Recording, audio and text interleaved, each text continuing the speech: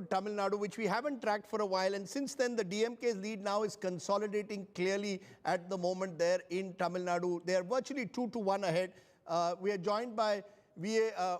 Pudugendi, the spokesperson of the AIDMK. Appreciate your joining us, sir. Manu Sundaram also, I guess, is still with us. He's left us. V.A. Pudugendi, your first reactions. It appears it's the end of the road for Mr. Palaniswami. Good morning to India today. Good morning, Vanakkam. Vanakkam. I was participated in India Congress last time in Hyderabad. Right. Sir. Yes, sir. This Tamil Nadu has been ruled by Dravidian ideology past 5 years, you know.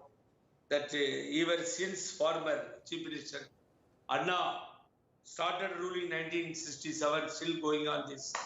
More than 33 years continuously under leadership of Purachi Thalavar MGR, Amma, and now continuously Edappadi Palaniswami. Second time, the last election 2016, humbly submitting that very clear, that all the opinion poll, exit poll given that we will not come to power. Like, am I correct or not? Then Amma succeeded that 2016 election. Right. That all the opinion. Now also this is on the way.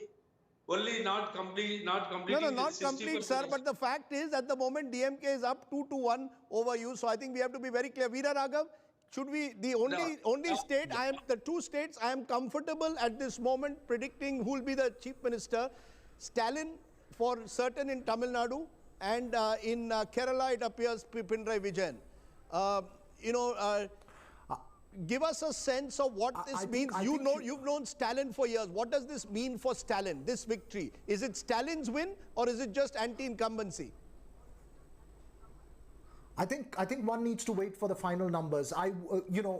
Stalin, yes. The question is, what is the breakup between the allies and the DMK in terms of the numbers? You remember the 2006 result when Karunanidhi was with the Congress, had to lead a minority government. The DMK did not have 118 seats on its own. I don't see that happening this time. We'll have to wait for the trends to firm up. But I think, Rajdeep, the message is that the AIDMK has put up a fight.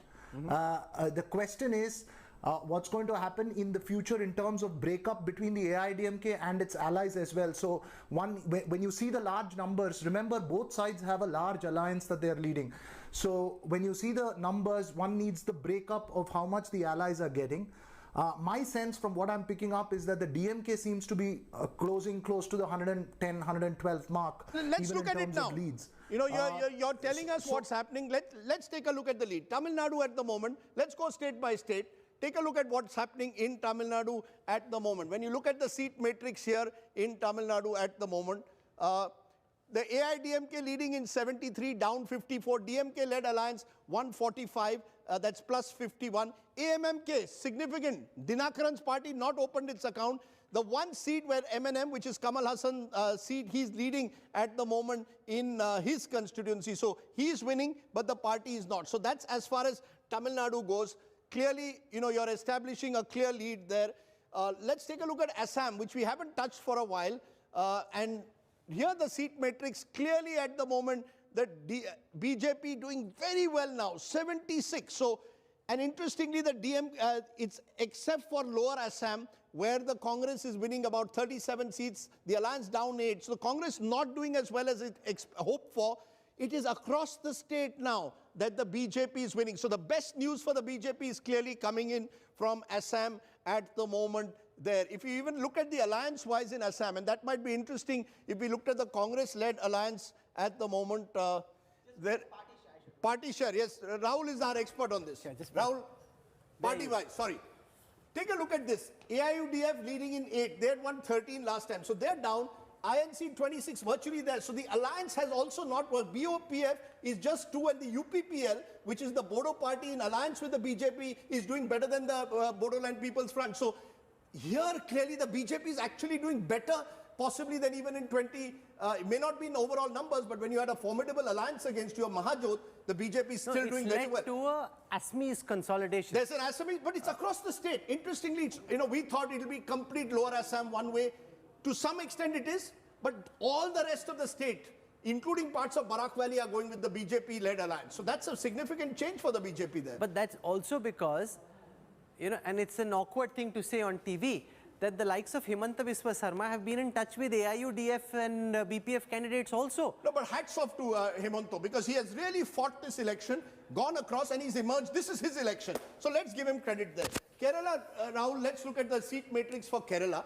And here, Rahul, interestingly, you've got what I think is a remarkable result, 2-1 in a second term. So pro-incumbency, 93 plays 45. So both Assam and Kerala are seeing pro-incumbency. And across the state, if you looked at, you know, you did the region-wise thing earlier, so we won't go back to that. No, we can have it out.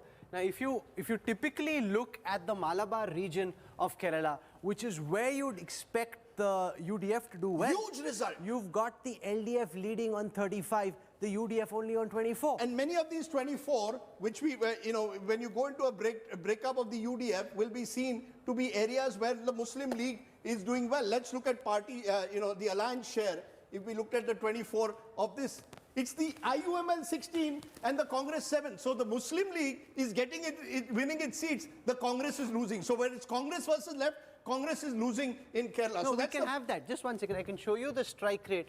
If you look at the strike rate, currently the LDF candidates have a 66% strike rate. If you were to look at the UDF candidates in comparison, the strike rate is 33%. And if I come to the retain ratio to explain this down further to our viewers, let's just go to the CPM first. Of the candidate... My friend Mr. Raja will be very happy recovering from COVID that you put his picture there. But, you know, good luck to him. It's Vijay's election. 58 sitting MLAs of the CPM, they have a 84% retain ratio. 84%. Huge. That's huge. If I come to the Congress and just look at the Congress's 22 candidates who they're holding on to 77% of those seats. 5 of them have flipped. 17 are all mainly, I think, of the IUML. Many of them will be IUML. Okay, no, Congress. Sorry, no, Congress candidates across the state. Across the state. Fair enough, but that's nothing. Now, in the IUML, they're retaining their seats. They're retaining their seats. So the IUML is where it's IUML versus left. Muslim League is, you know, in places like Malappuram and all holding its own. But when it is left versus Congress, people are voting for left. Huge setback for the Congress in Kerala. So in Kerala, the Congress seems to be holding on to what they won in the last election, but their base is so low that that's not enough. You need to make spectacular gains to be able to beat absolutely. The LDF. You know, even Puducherry, you know, and it's a small union territory. I know that we can't spend too much time on it, but, you know, in a seat matrix, if you look at Puducherry, the alliance 10:3, Rahul. So clearly the BJP plus, and this is the AINRC, which is the main party of But this is Rangaswamy's victory. Yeah, so it's his victory. He's likely to become chief minister. But the Congress is down again. So it's a terrible day in the office for the Congress. And I maintain, in Bengal, whether you want to give rasgullas or whether you want to give mangoes, that's the